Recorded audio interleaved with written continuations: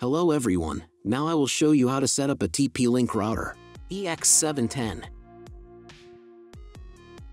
And before I start, I want to remind you that if my video will help you, you can buy me a coffee. I donate 50% of all coffee's purchases to animal shelters. Details can be found in the description below. The first thing you need to do is turn on the router. Take the power adapter. Plug one end into an outlet and the other into the router.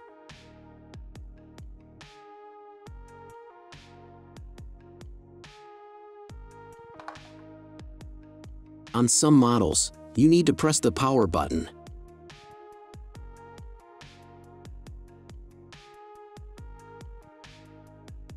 When the router turns on, the indicator will light up. Then connect the cable from your broadband provider to a special port. This port is usually signed as WAN or Internet, and usually it has a different color.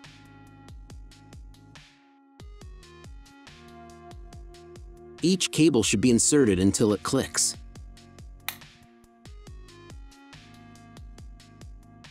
Next, insert one end of the Ethernet cable that comes with the router into one of the LAN ports.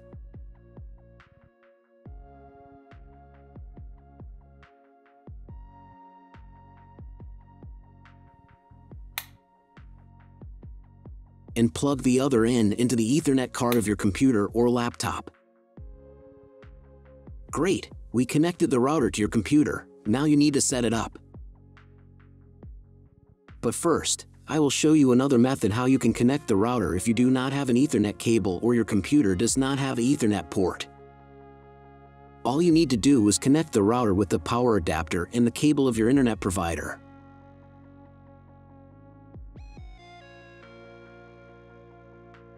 When you do this, your router will immediately distribute Wi-Fi, but the internet will not be available. If the router is new and has never been configured, the Wi-Fi network will be with the name of your router.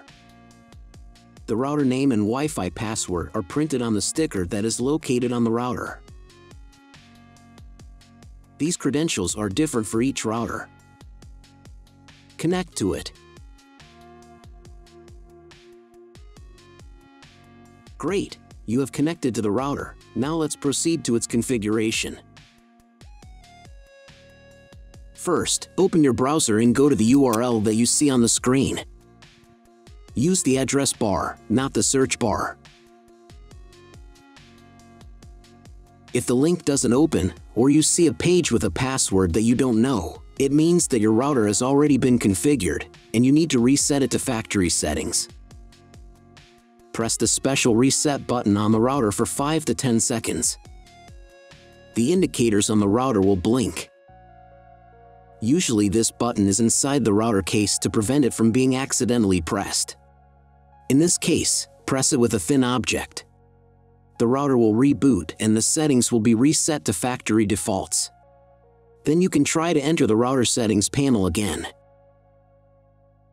If your router settings panel looks not like mine, it means that your router has a different version of firmware.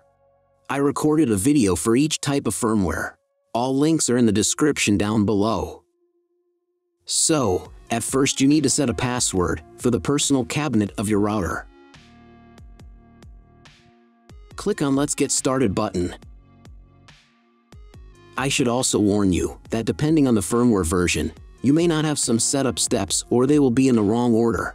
Trust me, you got this. Just watch the video and follow instructions. On the first screen, select your time zone. If you don't remember which one you have, select any and click Next. On the next page, select the type of internet connection. Usually it is specified in the contract with your broadband provider. If you don't know, you can try to click on the Auto Detect button. The router will try to identify what type you have. If it has failed, select Dynamic IP and click Next.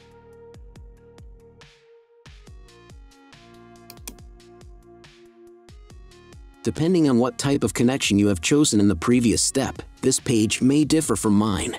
If you have selected Dynamic IP, then choose one of the options on this page.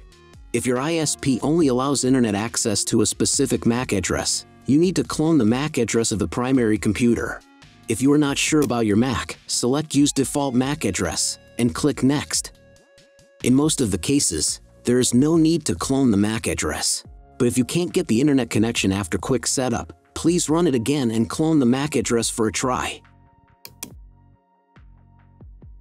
On next page, set name and password of your future Wi-Fi network.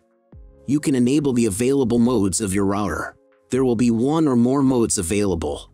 If there are several, enable them and enter for each network the name and password of your future Wi-Fi network. Password must be at least 8 characters long. When you write the credentials, click on the Next button. On this page, you can configure TP-Link Cloud Service. Do not touch anything here, just click Skip button. On the next page, you will see all the information that you specified earlier. Just confirm the settings by pressing Next button. Wait until the router tries to connect to the internet by itself. If it's failed, check again whether you have connected all the cables correctly. Click Skip, then try to reboot your router. But if it's not failed, then check whether the internet is available. Just Google something. If there is no internet, then try to reboot your router. For this, go to Advanced. Next, select System. Select Reboot menu item and click on the Reboot button.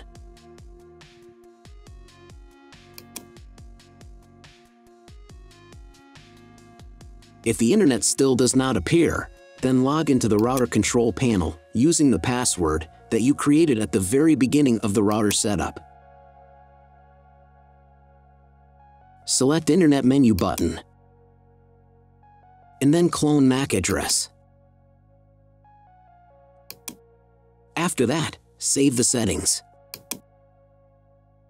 Reboot your router and after a couple of minutes check internet connection.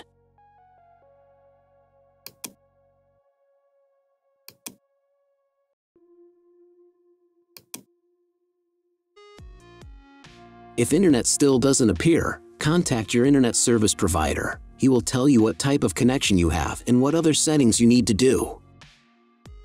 That's all. I want to remind you that if you found this video helpful, please buy me a coffee. Every pint of coffee helps me in the creation of more valuable content for you.